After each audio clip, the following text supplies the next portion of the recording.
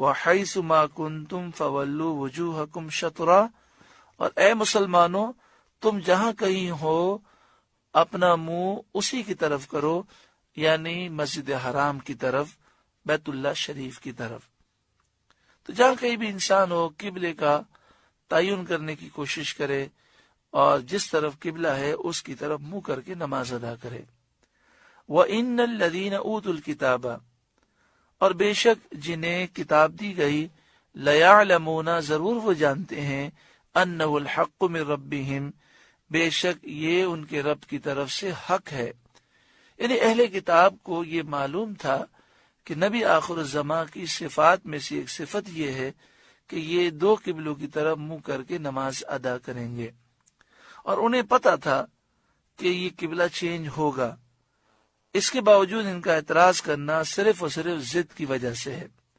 وَمَا اللَّهُ بِغَافِلٍ عَمَّا يَعْمَلُونَ، اور اللہ ان کے کاموں سے بے خبر نہیں ہے۔ وَلَئِنْ أَتَيْتَ الَّذِينَ أُوتُوا الْكِتَابَ بِكُلِّ آیَةٍ، اور اگر تم ان کتابیوں کے پاس ہر نشانی لے کر آؤ، مَا تَبِعُوا قِبْلَتَكَ وہ تمہارے قبلے کی پیروی نہ کریں گے، یعنی جتنی بھی نشانیاں دکھا دی جائیں یہ نہیں مانیں گے، کیونکہ نشانی دکھانا اسے فائدہ کرتا ہے جسے سمجھ نہ ہو۔ جو جان بوجھ کر سمجھنے کے باوجود انکار کر رہا ہو ضد کی وجہ سے، تو کوئی نشانی اسے فائدہ نہیں دیتی۔ وَمَا أَنْتَ بِتَابِعٍ قِبْلَتَهُمْ اور نہ تم ان کے قبلے کی پیروی کرو گے۔ اس میں یہودیوں اور عیسائیوں کا رد ہو گیا۔ وہ یہ سمجھ رہے تھے کہ 17 مہینے 3 دن تک مسجد اقصی بیت المقدس کی طرف منہ کیا گیا، اب خانہ کعبہ کی طرف منہ ہو گیا، اور چند دنوں کے بعد پھر دوبارہ مسجد اقصی کی طرف منہ کریں گے۔ تو فرما دیا گیا کہ اب قبلہ قیامت تک یہی رہنا ہے، مسلمان بیت اللہ شریف کی طرف منہ کر کے ہی نماز ادا کریں گے۔ وما بعضهم بتابع قبلۃ بعض اور وہ آپس میں بھی ایک دوسرے کے قبلے کی پیروی نہیں کرتے۔ یہ عیسائی یہودی ایک دوسرے کے قبلے کی پیروی بھی نہیں کرتے، بظاہر تو بیت المقدس کی طرف منہ کرتے ہیں، لیکن یہودی بیت المقدس میں جو صخرہ چٹان ہے اس کی طرف منہ کرتے ہیں جو مغربی کنارہ ہے، اور عیسائی مشرقی کنارے کی طرف منہ کر کے اپنی عبادت کرتے ہیں۔ وَلَئِنِ اتَّبَعْتَ أَهْوَاءَهُمْ مِنْ بَعْدِ مَا جَاءَكَ مِنَ الْعِلْمِ اور اے سننے والے کسے باشد اگر تو ان کی خواہشوں پر چلا علم آنے کے بعد، إِنَّكَ إِذًا لَمِنَ الظَّالِمِينَ بے شک ضرور تو اس وقت ظالموں میں سے ہو جائے گا۔ یہ ہر پڑھنے والے کو خطاب ہے کہ جب علم آ چکا، اس کے بعد بھی اگر آپ یہودیوں عیسائیوں کی خواہشات پر چلے تو تمہیں یہ برباد کر دیں گے اور تمہارے ایمان کو ضائع کر دیں گے۔ تو اے مسلمانوں تم یہودیوں اور عیسائیوں کی باتوں کو فالو نہ کرو، ان کے پیچھے نہ چلو۔ الذین آتیناہم الکتاب وہ لوگ جنہیں ہم نے کتاب دی، یعرفونہ وہ اس نبی کو پہچانتے ہیں، کما یعرفون ابناءہم جیسے آدمی اپنے بیٹوں کو پہچانتا ہے۔ مطلب یہ کہ پچھلی کتابوں میں نبی آخر الزماں حضور سید عالم صلی اللہ علیہ وآلہ وسلم کے اوصاف ایسے واضح اور صاف بیان کیے گئے ہیں جن سے علماء اہل کتاب کو حضور صلی اللہ علیہ وآلہ وسلم کے خاتم الانبیاء ہونے میں کچھ شک و شبہ باقی نہیں رہ سکتا، اور وہ حضور صلی اللہ علیہ وسلم کے اس منصب عالی کو یقین کے ساتھ جانتے ہیں۔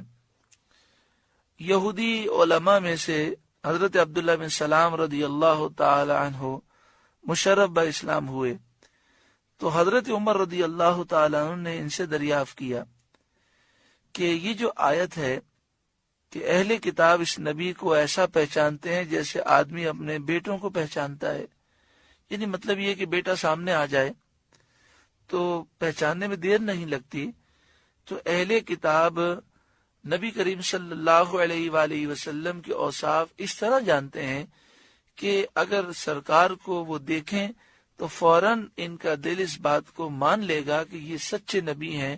جس طرح عبداللہ بن سلام نے جب نبی کریم صلی اللہ علیہ وسلم کا چہرہ دیکھا تو کہنے لگے کہ چہرہ دیکھ کر ہی میں سمجھ گیا کہ یہی سچے نبی ہیں. تو حضرت عمر رضی اللہ تعالیٰ نے پوچھا کہ یہ جو آیت کریمہ ہے یعرفونہ کما یعرفون ابناءہم، تو اس میں جو معرفت بیان کی گئی اس کی شان کیا ہے؟ یعنی اہل کتاب حضور کو کتنا جانتے ہیں؟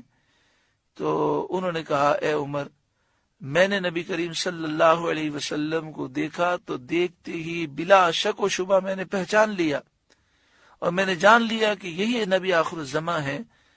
اور میرا حضور کو پہچاننا اپنے بیٹوں کے پہچاننے سے زیادہ اتم اور اکمل تھا. حضرت عمر رضی اللہ تعالیٰ نے ان سے فرمایا وہ کیسے؟ تو انہوں نے کہا کہ میں گواہی دیتا ہوں کہ حضور صلی اللہ علیہ وسلم اللہ کی طرف سے اس کے بھیجے ہوئے رسول ہیں، اور ان کے اوصاف اللہ تعالیٰ نے ہماری کتاب توریت میں بیان فرمائے ہیں. بیٹے کی طرف سے ایسا یقین کس طرح ہو سکتا ہے؟ اللہ تبارک و تعالیٰ ہی ہمارے معاملات کو حقیقی طور پر جانتا ہے. حضرت عمر رضی اللہ تعالیٰ خوش ہوئے اور ان کا سر چوم لیا. یعنی مراد یہ ہے کہ ہمیں تو اللہ تعالیٰ نے خبر دی کہ نبی آخر الزماں سچے نبی ہیں، ان کے اوصاف یہ ہیں، تو اب ہمارے دل میں کسی قسم کا شک و شبہ نہیں کہ یہ سچے نبی ہیں. وَإِنَّ فَرِيقًا مِّنْهُمْ لَيَكْتُمُونَ الْحَقَّ وَهُمْ يَعْلَمُونَ، اور بے شک ان میں گروہ جان بوجھ کر حق چھپاتا ہے. الحق من ربک، اے سننے والے یہ حق تیرے رب کی طرف سے ہے، حق وہی ہے جو تیرے رب کی طرف سے ہو. فلا تکونن من الممترین، تو خبردار تو شک نہ کرنا. اللہ تبارک و تعالی دوسرے پارے کے پہلے رکوع کی برکتوں سے ہم سب کو مالا مال فرمائے. اس میں جو باتیں بیان ہوئیں، خاص طور پر جو شان مصطفیٰ کا ذکر ہے کہ قبلہ بھی ہمیں ملا تو حضور کے صدقے میں، اور حضور کی رضا کے لیے بیت اللہ قبلہ بنایا گیا. کیا شان و عظمت ہے ہمارے نبی کی. ہم کتنے خوش نصیب ہیں کہ نبی کریم صلی اللہ علیہ وسلم کے امتی ہیں. دعا فرمائے اللہ تعالی ہمیں حضور کی سیرت پر، آپ کی تعلیمات پر، آپ کے حکم پر عمل کی توفیق عطا فرمائے.